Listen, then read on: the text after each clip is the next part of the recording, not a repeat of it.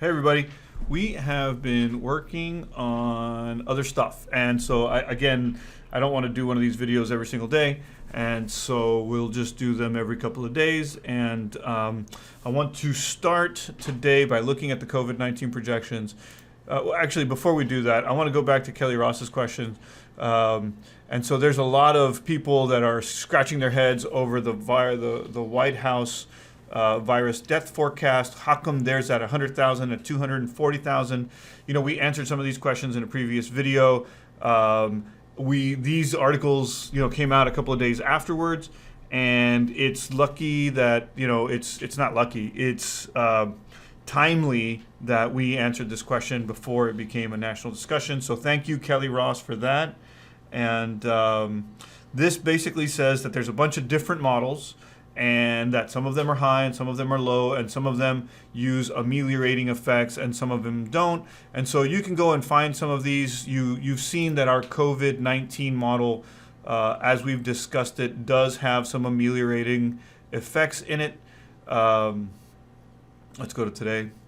And we've discussed very specifically in one of our previous videos how that ameliorating effect takes effect, where it happens to jump into the mathematics, and that's why our numbers are smaller than the White House's forecasted numbers. We've explained why there's a high and a low, the shaded area, and so on and so forth. So if you want a more in-depth discussion on that, where I have said maybe and I don't know, that seems to have been answered, and it looks like that video is an appropriate description of why those ranges exist. And so on that day, it was April 1st, and we jumped from 520 to 877, and so that was on March 31st. It was April 1st that we saw it, but the 30 to 31 jump the day before was higher than our model expected or predicted. But in typical time series fashion, the very next day we went from 877 to 900. We went from 877 to 900. Do we have an April 2 number? We do have an April 2 number. That's a projection.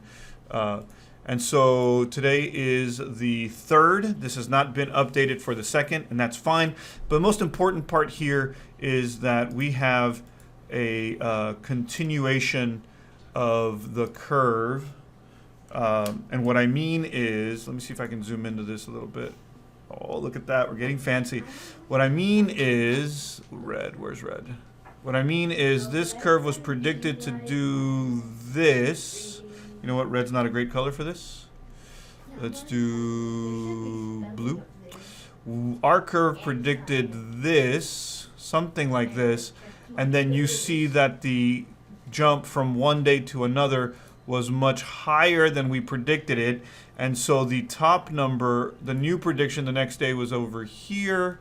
And now that we have this leveling off, this kind of leveled off from one day to the next in total numbers per day, that we have, whoops, control zoom out, that we have, there we go, that we've kind of returned back to normal. And that's not a joke. When we get up to this number, we will flatten out. This number stays higher than expected because this was a dramatic jump on a one-day basis. But let's talk about that. That's a little homework for my students. And so when we get to this peak nationwide of 2,600 per day, that's basically what we had predicted 2,200. We had the big jump on March 31st. Our deaths per day max jumped up to 2,600. The very next day we had a very slight increase in total numbers per day. So that number, 2,600, 2,650, stays about the same. And we should expect that. We should expect some days to be higher per drop changes than others. This is where, the rate of change makes a difference. All you calculus people know what I'm talking about. First differentials and that kind of thing. The tangent line to the curve. And so if you notice the tangent, you know what? Let me do a little calculus. Let's go back to this full screen. Let's do a little calculus, because I believe people aren't stupid, and that's part of the problem that we're having with That's part of the problem that we're having with these. Is that people are treating us as if we're stupid, and we're not. This tangent line here, because this isn't a true quadratic, doesn't really follow a line. It has an up curve this way, and then it has a decurved curve this way before we get to the top. So in here, you know, there's a difference in the change of the curvature, and you can kind of see that a little bit. So the tangent line here is actually on this side, and then we have the rate of change, right? If you're in high school, we're talking about the y over the rate of change, the y over the x. I know that doesn't look like a y. That second one actually looks like an x.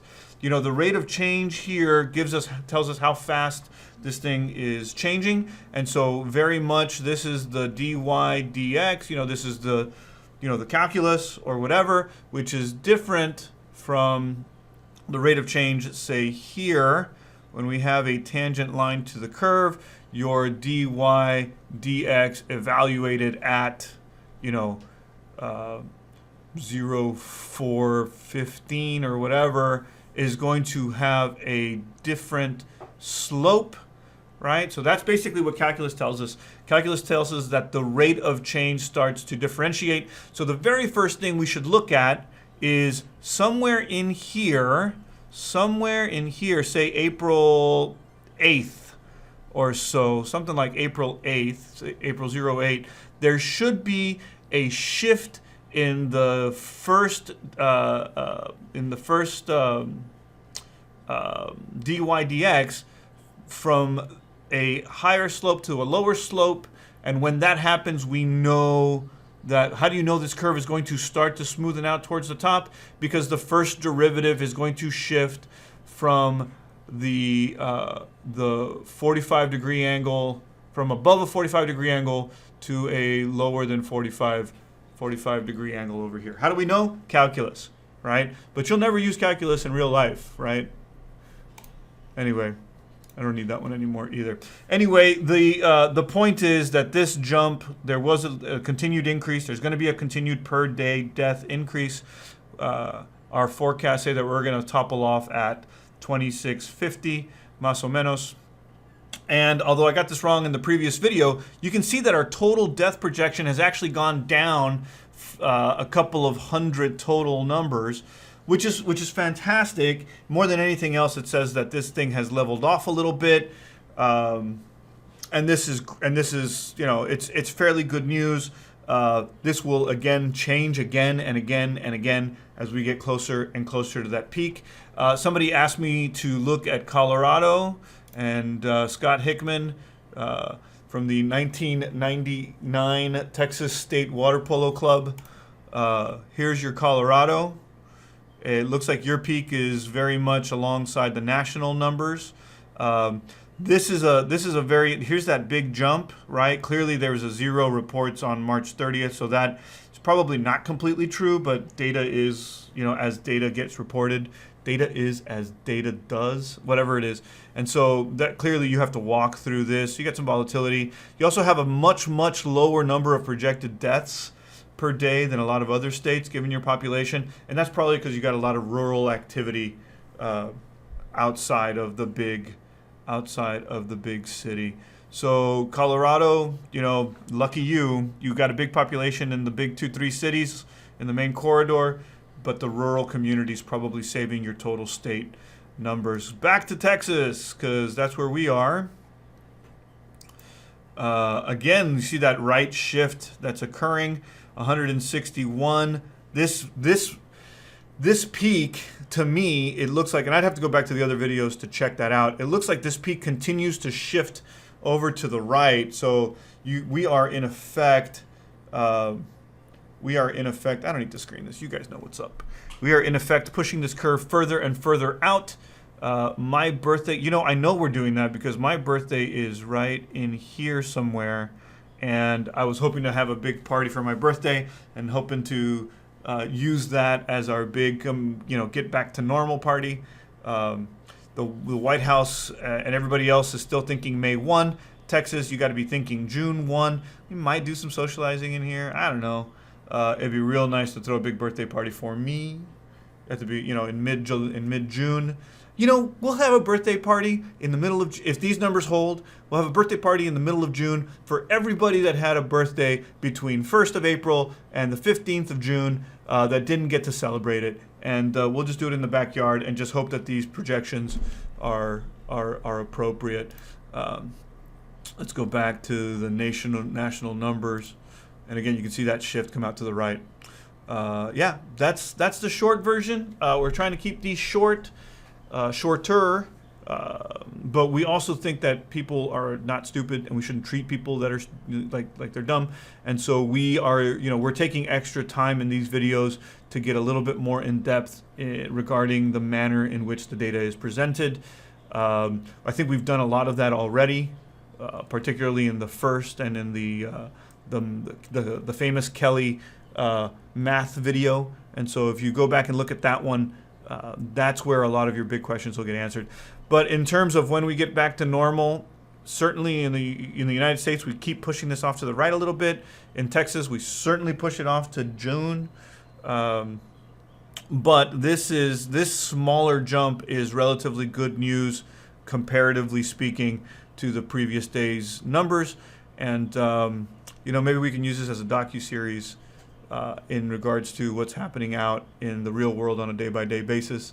If you have any questions, feel free to put them in the comments. I'm watching this YouTube video a lot more than I was before. Apparently, I'm not on Twitter, and I should be, according to Dr. Calderon, who's out there somewhere. Thanks for that. I don't see this continuing. I'll do this every other day or so, and we'll see you guys on the flip side, on the downslope. That'll be the new saying. I coined, you heard it here first. I'll see you on the downslope. See you guys.